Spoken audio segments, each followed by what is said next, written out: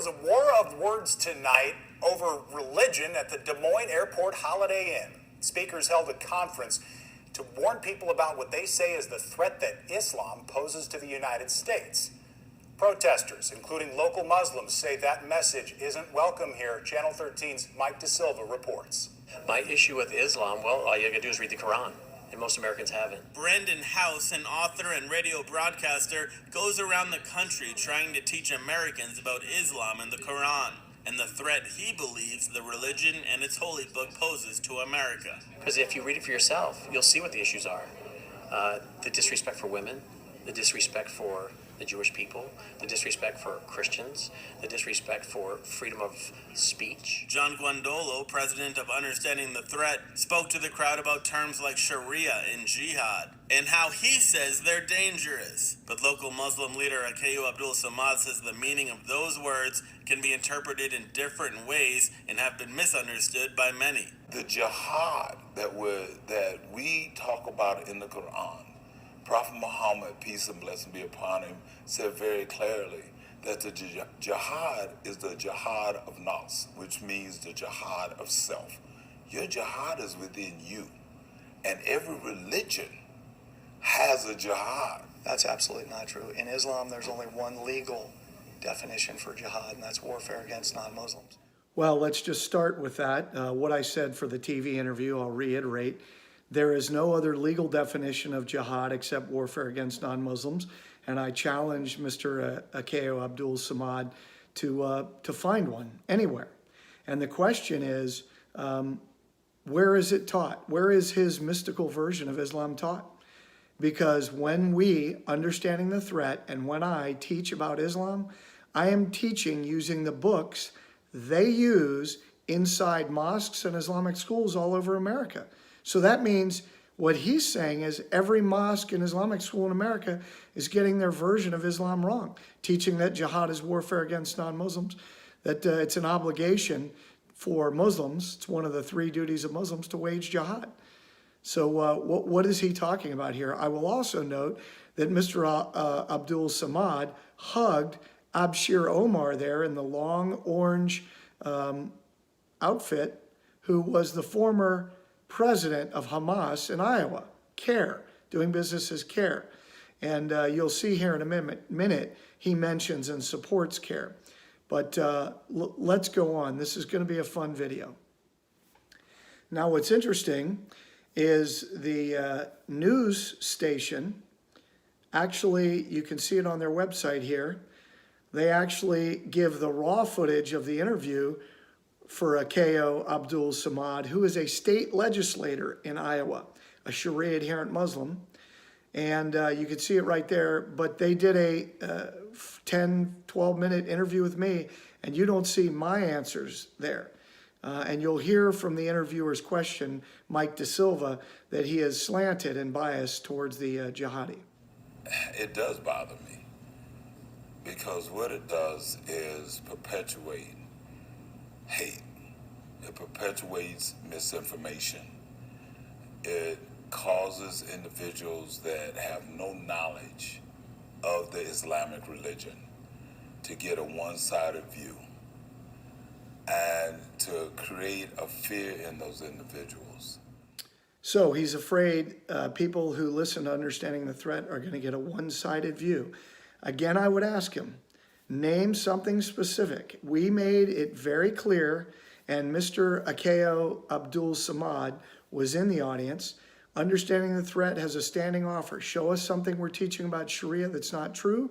We'll remove it from our materials and give the person bringing it to our attention $1,000. After the presentation, he did not come up to me and try to get his $1,000. He left because he knew we were hitting pay dirt. We were using the Quran. We were using the Hadith, the authoritative biography of the Prophet Muhammad.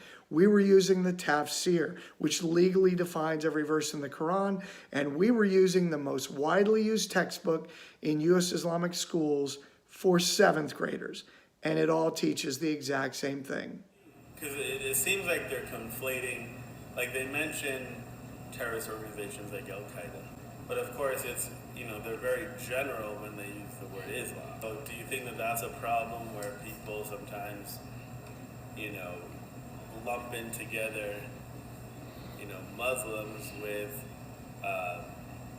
radical Islamic terrorists? I would ask Mike De Silva, what Islamic law have you read? And the answer would be zero. And I learned that from my discussions with him because it was based on his questions. And the question's here. He starts out with the premise that what we're saying simply can't be true. And here's the question I would raise. Please demonstrate where Al-Qaeda and ISIS have misquoted Islamic law in furtherance of what they do. Just one example. Putting someone in a cage and setting them on fire, lawful under Islam. Any others? Crucifixion, lawful. Beheading, lawful. Killing people who refuse to convert or submit to Islam, lawful. It's required. It's in the Quran. It's in the Hadith. It's in the example of Prophet Muhammad. I want to know, what version of Islam are you expecting Muslims to follow? There's the Quran, and then there's Muhammad, his example. He tortured people. He captured sex slaves. He authorized people to be killed that mocked him. He participated in executing Jews. The Quran says, last, Surah 9, with regard to jihad, fight and slay the unbelievers wherever you find them. What exactly are we talking about here? Why can't we simply have an honest discussion about what Islam is and what it teaches? Which is why they teach it at the 1st grade, at the 7th grade, at the 10th grade, and at Al-Azhar University. Because my understanding of the Holy Quran is that we don't take innocent life. I'd like to know from Mr. Abdul Samad, what exactly is he talking about? My interpretation of the Quran? There is no such thing in Islam. And for those of you that do not understand, Islam is a totalitarian system governed by law. That law is called Sharia. This, which I showed when Mr. Samad was sitting in the audience, is the tafsir. This is the most authoritative tafsir in Islam, Tafsir Ibn Kathir, which this is 1 volume in a 10-volume set that legally defines every verse in the Quran. And I had somebody open up to where verse 9:5 is defined, which is fight and slay the unbeliever wherever you find them, and lie in wait for them in every stratagem of war. And it says right there, this is the ayah of the sword. It's the verse of the sword. And what does it say? Fight the unbeliever wherever you find them means on the earth in general. Capture them means executing some, keeping some as prisoners. Besiege them and lie in wait for them in each and every ambush means, so you all can see it right there. Can you read it? Do not wait until you find them. Rather, seek and besiege them in their areas and forts. Gather intelligence about them in various roads and fairways, so that what is made wide looks even smaller to them. This way they will have no choice but to die or embrace Islam.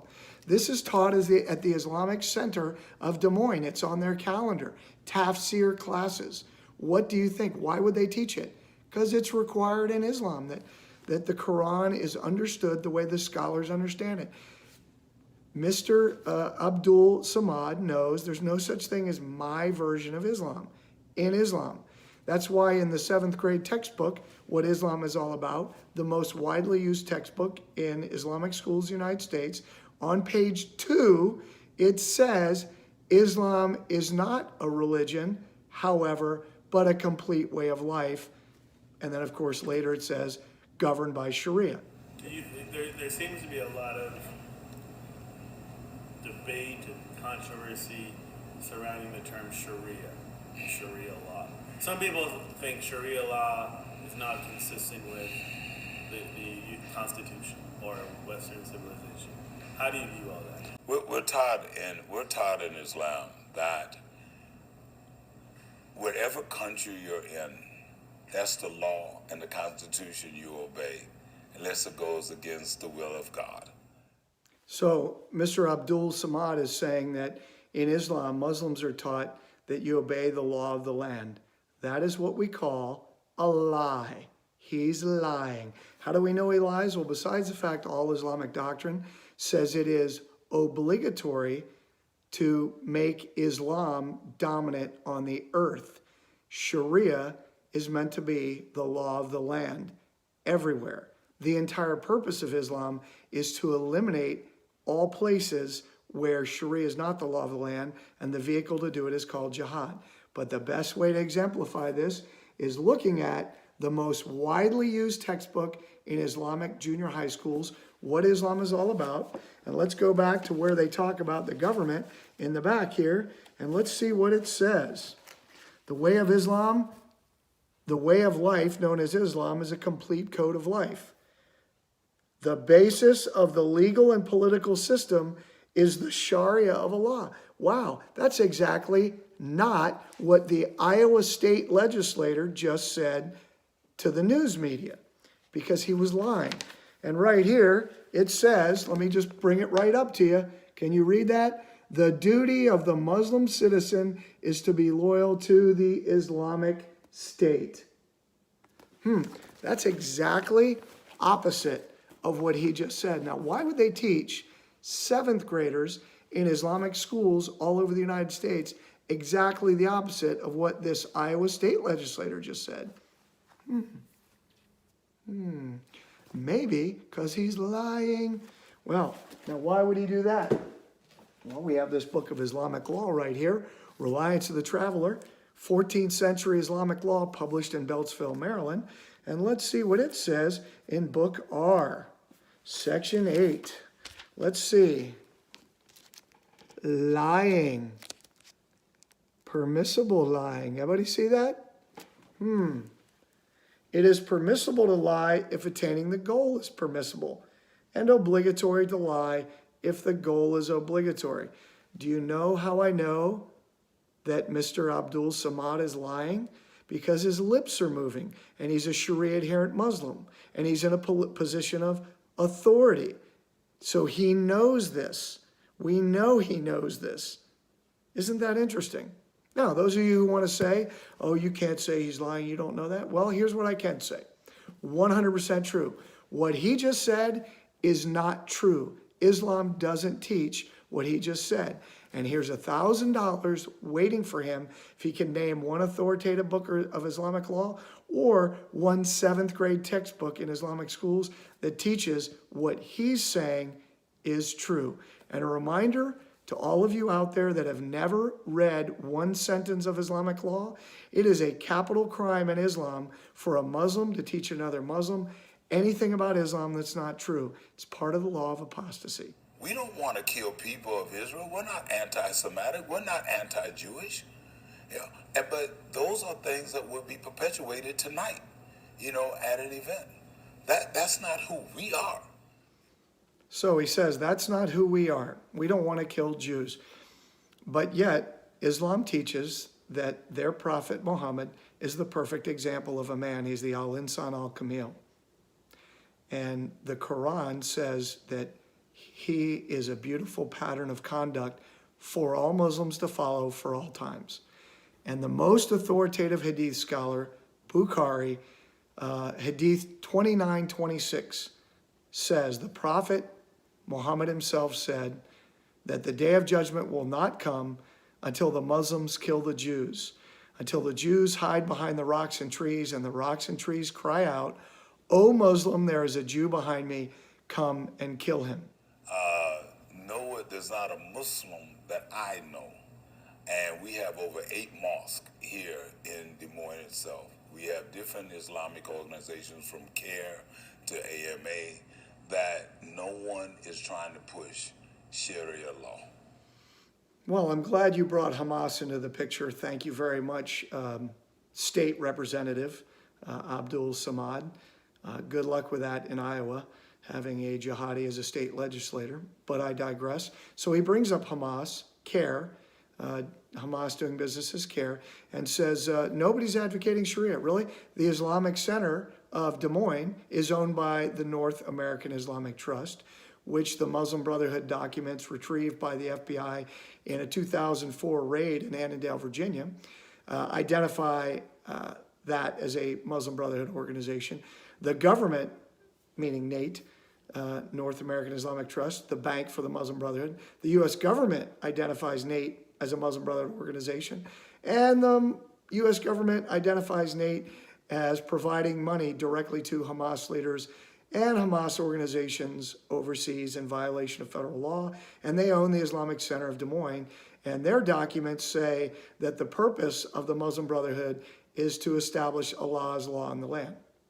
Now, I'm going to give Mr. Abdul Samad the benefit of the doubt that maybe he's just ignorant of all this, but CARE is the Muslim Brotherhood, Nate's the Muslim Brotherhood, the Islamic Center of Des Moines is the Muslim Brotherhood, and they absolutely, all of their documents advocate for Sharia being established in the United States.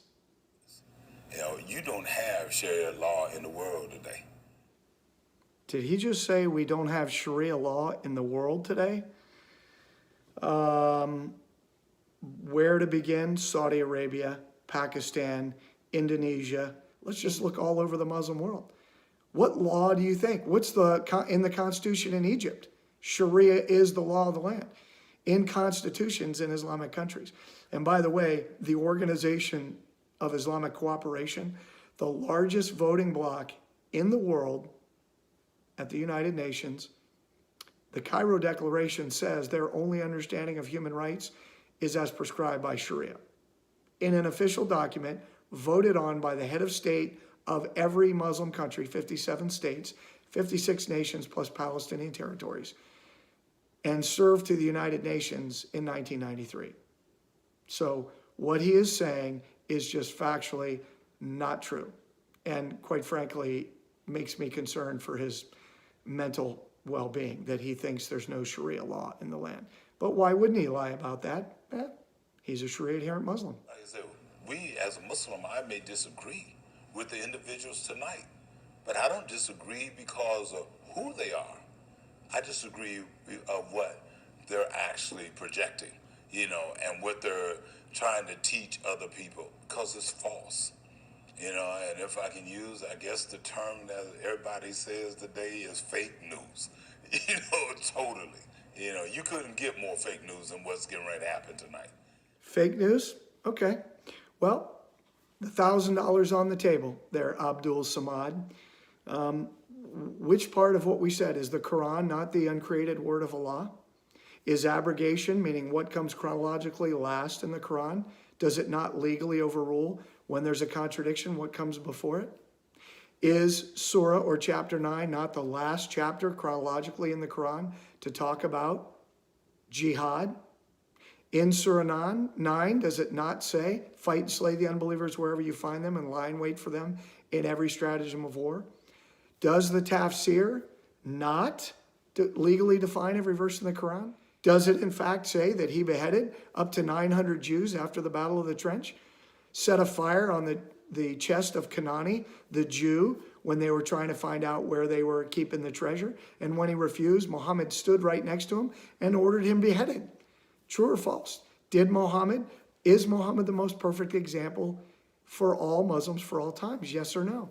The Quran says it multiple times. What part of what we're teaching is untrue? Did the Prophet Muhammad say, I've been commanded to fight the unbelievers till they testified there's no God but Allah? Did Muhammad actually go out and fight dozens of battles against pagans and non-Muslims, kill Christians and Jews? Yes or no? Is that not a command for all time? Did Muhammad actually authorize people to be killed who mocked him?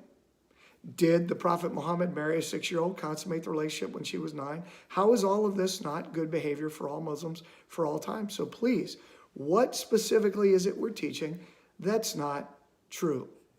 Don't let people tell you something who aren't even Muslim about Muslims. I see. So because I'm not a Muslim, I can't read authoritative English translation of Sharia. I can't read authoritative English translation of tafsir, of the biography of the Prophet Muhammad, of Sahih Bukhari, the most authoritative hadith. Is that what we're saying? As misinformed and as misleading as they may be, do you think they have the right to gather and assemble at the hotel? Mike De Silva, the puppet of the jihadis. Very well done. Again, Mike, what is it that I said? And I noticed, by the way, you and your cameraman left about 5 minutes into my presentation. You didn't stay to listen to the facts that we were laying out, reading from authoritative Islamic doctrine. Mike, question 1, what Islamic law have you read? 0, you don't have to answer. Number 2, by the way, if you understand that Islamic law mandates Muslims to lie to non-Muslims, Muslims adhering to Sharia, which Mr. Abdul Samad is a Sharia adherent Muslim, he's obliged to lie to non-Muslims to further Islam. 100% of Islamic law mandates it. Well, because the Prophet Muhammad himself said it. So, if you are only using a Sharia adherent Muslim as your sole source for what Islam is, that's called unprofessional. But the key is Muslims now must step up and tell their story. Are we going to be reactionary to this situation tonight? Probably so. Will we end up holding our own event to teach people about Islam and what's going to happen? Probably so. Starting, in fact, next Wednesday, our Democratic caucus, Representative Liz Bennett and Representative Mary Masher, have been doing lunch and learns, on different issues in the community. Next Wednesday, we're going to do it on the Islamic religion. No surprise there. Democrats are going to teach Islam at an official function. Weird. Wonder if they're going to teach about Jesus Christ being the Lord and Savior of the universe. The Marxist movement in the United States and the Marxist Party in the United States, also known as the Democrat Party, working with jihadis, working with Sharia adherent Muslims to propel their propaganda. What else do we know about Iowa State Legislator Akeo Abdul Samad? Well, we know he's the chairman of the American Muslim Alliance. And what is that? Well, that's a jihadi organization here in the United States. Its founder is actually a jihadi who supports Hamas, has gone on record defending known terrorists like Sami al-Arian and others. But one of the most interesting things is in 2000, the AMA hosted a rally just outside in eyeshot of the White House where Al-Qaeda financier Abdul Rahman al-Amoudi spoke. And, Mr. Abdul Samad's organization sponsored that event where he said, it was said that they support terrorist groups Hamas and Hezbollah, and everyone was cheering. And the American Muslim Alliance never recanted that, never said, hey, we're sorry that our speakers supported terrorists. But then again, Omar Mateen's father was the leader of the American Muslim Alliance in Fort Pierce, Florida. Isn't that weird? Turns out, he supports jihad. And why wouldn't he? He's part of the American Muslim Alliance, and we have a state legislator in Iowa who's running the organization, and apparently the people in Iowa and the law enforcement in Iowa think that's okay. After my presentation on April 5th in Des Moines, Iowa, a gentleman who was in the audience came up to me, a local Muslim leader named Abshir Omar, Somali Muslim, who, by the way, is the former, according to his own bio and newspaper reports, the former president of Hamas, doing business as CARE in Iowa, came up and was very pleasant. We had a nice, long, 25-minute cordial conversation, which he thanked me for being so kind and cordial. And we discussed Islam. And he tried to explain to me why what I said wasn't quite right, why Muslims don't necessarily believe that. And I just asked a few basic questions, like, is the Quran the uncreated word of Allah? He said, yes, it is. Is Muhammad the perfect example? Yes, he is. Well, does the Quran mandate jihad? Well, yes, but you got to understand the interpretations. Sure, I do. So that's why I go to Islamic sources like 6th, 7th grade textbooks, books of Islamic law, Al-Azhar, the highest authority in Islamic jurisprudence, those kinds of things. The example of Prophet Muhammad in Bukhari Hadith. And so I asked him at one point, are you saying that apostasy and homosexuality are not crimes in Islam, punishable by death? And he surprised me when he said, no, absolutely, I'm not saying that. All of Islam agrees that apostates and homosexuals must be killed. Hey, folks in Iowa, did you hear that? Abshir Omar said that out loud out of his mouth. So essentially, he said exactly what ISIS and Al-Qaeda say are requirements in Islam. Think about that. So he's probably familiar, works with the Muslim Brotherhood, and this Muslim Brotherhood document, The Methodology of Dawah, written in 1989 by Shamim Siddiqui. And it's very interesting because you go to the section, this is the how to spread Sharia in the United States. And it talks about how to present. Call the people to the fold of Allah in pleasing words with wisdom, and argue with the addressees in a manner which is best. And then it quotes Quran chapter 16, verse 125. Next page, deal with people in a refined manner. And then it quotes Quran 29:46. Speak gently. And then it quotes Quran 20:44. Present the message in a respectable manner with dignity and patience. And then it quotes Quran 30:60. What's interesting is they literally teach, the Muslim Brotherhood teaches, that when you speak to non-Muslims, you must be very pleasant, very kind, quiet, gentle. So as we always say, the nicest guy in the room is generally the most dangerous guy in the room. And in fact, Abshir Omar, in speaking to me, was incredibly pleasant, but he was the leader of Hamas in Iowa. So I know that while he's pretending, or is actually sincerely being pleasant because it's a requirement in the Quran, I know that what his motives are. He wants to establish Sharia in the land. That's why he's a leader of a Hamas organization. That's their stated objective, Hamas being a part of the Muslim Brotherhood. So in review, number one, jihad is only warfare in Islam. It's the only legal definition. Number two, Muslims are obliged to be pleasant, speak to you in a gentle and refined manner. So when I hear people say, oh, but not my friend because he's really nice. Well, they're required to be. The Quran commands them to be. It also commands them to lie to you if they're Sharia adherent Muslims. And number three, we now have direct connections with CARE and this event in Des Moines and what came against us, the Southern Poverty Law Center, energizing the Hammer, their thugs in Antifa, domestic terrorists, and working with CARE necessarily because SPLC works directly with CARE on a daily basis at the local and national level.